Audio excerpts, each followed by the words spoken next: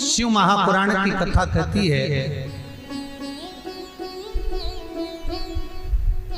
3 वृक्ष, 3 पशु, 3 पक्षी और 3 जलचर पितरों के तुल्य होते हैं। बहुत ध्यान देना शिव महापुराण की इस पितृ शांति शिव महापुराण को जो आप सुन रहे हो नैमिषारण्य से, बहुत ध्यान से सुनो। पितृ दोष है, इसके लक्षण क्या है? घर में अशांति होना, घर में 4-5 लोग रह रहे हैं, जरा जरा सी बात में क्लेश हो, समझ लो पितृदोष है। पितृदोष, 1 रुपया कमा कर लाओ, 1.25 रुपए खर्च हो, खूब पैसा आए हाथ में दिखे ही नहीं, समझ लेना पितृदोष। 4 दिन दुकान अच्छी चले, बाकी के समय बैठना पड़े, समझ लेना पितृदोष। घर में बच्चे चिड़चिड़े हो जाएं, गलत संगति में डूब जाएं, समझ लो चिड़चिड़ हो रहे हैं, पितृदोष। घर के बच्चे माता पिता का आदर ना करें, सम्मान ना करें, तेज आवाज में बात करें, समझ लो पितृदोष। पितृदोष मालूम पड़े। और इतने से भी अगर आप नहीं समझ सकते, परिवार का कोई एक व्यक्ति जब जब भोजन करने बैठे तब तब उसकी थाली में बाल आए, भले वो होटल में खाए तो भी बाल आ जाए, वो कहीं खाना खा रहा है तो बाल आ जाए। 8-15 दिन में, 4 दिन में, 3 दिन में, 2 दिन में, 6 दिन में आपकी थाली के भोजन में अगर बाल निकल रहा है, केश निकल रहा है, समझ लेना कि पितृ आपसे कुछ मांग रहे हैं, पितृ आपसे कुछ चाहते हैं। क्योंकि पितृ बोलते नहीं आता, केवल घर का व्यक्ति जब भोजन करने बैठेगा, सब अच्छे से बनाया, सब अच्छे से करा, फिर भी थाली में अगर बाल निकल रहा है। और कोई व्यक्ति ऐसा होता है जिसकी थाली में बार बार बाल आता है, वो कितने ही केले, पत्नी को भी कह दिया, परिवार को भी कह दिया, तो भी वो होटल में खाएगा तो बाल आ जाएगा, अचानक आ जाएगा, भले पानी पिएगा तो आ जाएगा, कुछ खाएगा तो बाल आएगा। 8 दिन में, 15 दिन में, 6 दिन में उसके भोजन में बाल आएगा ही आएगा। समझ लो पितृ कुछ कहना चाहता, पितृ कुछ बताना चाहता, कुछ वर्णन करना चाहता। घर में अगर आप उससे भी नहीं समझ सकते तो घर में बैठे बैठे एकदम गंध आने लगे। 8 दिन में, 4 दिन में, 6 दिन में, ना जाने कौन सी गंध की बदबू सी आ रही, कोई गंध आ रही, कोई सुगंध सी आ रही, कोई गंध सी आ रही। समझ लो पितृ की छाया पड़ रही है, पितृ कुछ मांग रहा है। 8 दिन में, 15 दिन में कोई भी अगर आपको नहीं आएगा तो कोई दूसरा कहेगा, आज घर में ऐसी गंध क्यों आ रही है, कोई आकर कह देगा गंध क्यों आ रही है। उसका मतलब है पितृ आपसे कुछ मांग रहा है, कुछ कहना चाहता है, कुछ मत करो। अगर ज्यादा लगता है कि हमारे घर में पितृदोष है, पैसे नहीं आ रहे, लक्ष्मी नहीं टिक रही, पीपल के पत्ते पर श्राद्ध पक्ष की एकादशी के दिन और द्वादशी के दिन पीपल के पत्ते पर शहद की 7 बिंदियां लगा दीजिए, उसी पर चंदन लगा दीजिए, 7 आखे चावल, सफेद चावल उस पर रख दीजिए, एक जौ, थोड़ी थोड़ी काली तिल उस पर रख दीजिए। अपने पूर्वजों का नाम लेकर, पितरों का स्मरण कर कर, गोत्र बोलकर, नाम बोलकर बहते हुए पानी में उस पत्ते को छोड़ दीजिए। ये केवल श्राद्ध पक्ष में होगा, एकादशी तिथि के लिए बहते पानी में छोड़ दीजिए। जिंदगी में कभी संपदा की कमी नहीं आएगी, पितर आशीर्वाद देकर जरूर जाएंगे, ये पक्का है। शिव महापुराण कहते हैं अगर ज्यादा रोग है, बीमारी है, तो श्राद्ध पक्ष की 9वीं तिथि के समय पर केवल बड़ के पत्ते के ऊपर, बड़ का जो पत्ता होता है, बड़ वृक्ष का पत्ता, उस पे काली तिल और जौ 21 बार उतार कर, जो व्यक्ति बहुत बीमार पड़ा रहता हो, कोई ना कोई बीमारी उसको घेरी रहती हो, तो बड़ के पत्ते पर काली तिल और जौ, काली तिल और जौ रख कर पितरों का स्मरण कर कर 9वीं तिथि के दिन 21 बार उतार कर बहते पानी में डाल दो या पीपल के पेड़ के नीचे रख दो, बीमारी समाप्त हो जाएगी, रोग नहीं घेर सकता। अगले श्राद्ध तक लिखकर रखना कि किस तारीख को करा, किस तिथि को करा, अगली तिथि तक जानना, आपको रोग नहीं आएगा, बीमारी नहीं आ सकती, कष्ट नहीं आएगा। शिव महापुराण का भाग, भगवान शिव आनंद की राशि। तो 3 वृक्ष, 3 पशु, 3 पक्षी और 3 जलचर ऐसे हैं जिनको पितृ माना गया।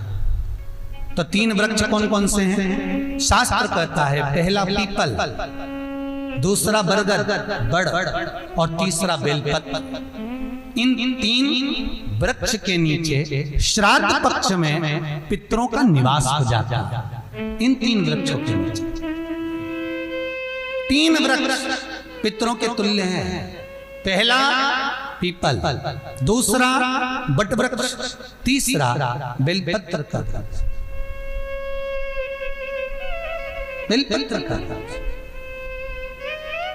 कभी अनायास श्राद्ध पक्ष में आप कुछ भी ना कर पाए, कुछ भी ना कर सकते हो, तो एक पत्ते के ऊपर कोई सा भी पत्ता ले लो, चाहे पान का ले लो, कोई पीपल का ले लो, कोई भी पत्ते के ऊपर एक पुड़ी, थोड़ा मीठा थोड़ा नमकीन रखकर अपनी कामना कर अपने पूर्वजों के लिए इन 3 वृक्ष के नीचे 16 श्राद्ध में किसी भी एक दिन आप वो भोजन को रखकर आ जाइए। अपनी कामना कर सुख का अनुभव होगा, पितरों को शांति मिलेगी।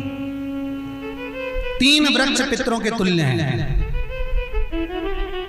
3 पक्षी पितरों के तुल्य हैं। कौवा, हंस और गरुड़। एक कौवा और एक श्वान, कुत्ता, ये 2 ऐसे होते हैं जिनको 20 मिनट पहले, आधे घंटे पहले, 1 दिन पहले, 24 घंटे पहले, 48 घंटे पहले क्या होने वाला होता है, कौवे को और श्वान को भान हो जाता है। क्यों? क्योंकि ये यमलोक में जहां यमराज निवास करते हैं, श्वान और कौवा उस स्थान का भाग ग्रहण करते हैं और इनको ये ज्ञान पूर्व से यमराज से प्राप्त होता रहता है। पूर्वान होता प्राप्त होता रहता है। एक कौवा, एक श्वान, कोई घटना घटने वाली होती है तो कुत्ता रोने लगता है। कोई घटना घटने वाली होती है तो कौवा आकर बैठ जाता है। कोई आ रहा है तो कौवा आएगा। कोई भाव सूचक है तो कौवा आकर बैठेगा। दरवाजे पर कैसे, उसका भी भान है। अटारी पर कौवा कहाँ बैठा है, दरवाजे पर कौवा कहाँ बैठा है, किस स्थान पर कौवा विराजमान है, उसका भी भाव हमारे शास्त्र में वर्णन है। 3 पक्षी, 3 वृक्ष पितरों के तुल्य हैं। पक्षियों में कौवा, हंस और गरुड़, ये पितरों के तुल्य जो अधोगति में मर जाते हैं, जिनको पिंड नहीं मिलता, तर्पण नहीं होता, ब्राह्मण का भोज नहीं मिल पाता, जो मर जाते हैं, जिनका अंतिम संस्कार तक नहीं होता, जिनकी गति बिगड़ जाती है, ऐसे जीव कौवे के अंश में प्रकट होते हैं, जो पूर्ण फल लेकर जाते हैं। पितृलोक में जगह नहीं होती, बैकुंठ में जगह नहीं होती, कहीं अगर जगह नहीं है देवलोक में तो इनको कौवे के अंश में, गरुड़ के अंश में या हंस के अंश में डाल दिया जाता है। महाराज फिर अगला वर्णन किया, 3 पशु, कुत्ता, गाय और हाथी, ये पितरों के तुल्य होते हैं। शिव महापुराण की कथा कहती है अगर श्राद्ध पक्ष में गया नहीं जा सकते तो गाय के मुख में गयासुर ने वर दिया था कि गाय के मुख में अगर कोई गया नहीं आ पाएगा तो गयासुर 16 दिन गाय के मुख में निवास करेगा। और गाय के मुख में श्राद्ध के समय पर अगर कोई रोटी देगा, श्राद्ध के समय पर जो भाग देगा उसको गया जी में पिंड करने का पुण्य फल प्राप्त होगा। ये गयासुर का वर गौ माता के लिए था। तो गाय के मुख में 16 दिन तक गया क्षेत्र का पिंड का भाग प्राप्त होगा। कुत्ता, गाय और हाथी। श्वान को रोटी क्यों देते हैं? क्योंकि श्वान पितरों को अपना भाग प्रदान कर देता। श्वान रखता नहीं है, चुका देता। फिर 3 जलचर है महाराज जो पितरों के तुल्य हैं। मछली, कछुआ और नाग। पिंड जो बनाया जाता है वो पानी में दिया जाता है। मछली जिसको पाती है वो पितरों को प्राप्त होता है। कछुआ श्रावण के इस 16 श्राद्ध के अंतर्गत कछुआ यदि आपके दिए हुए भाग को पा लेता है तो वो जीव उसी समय पर तर जाता है।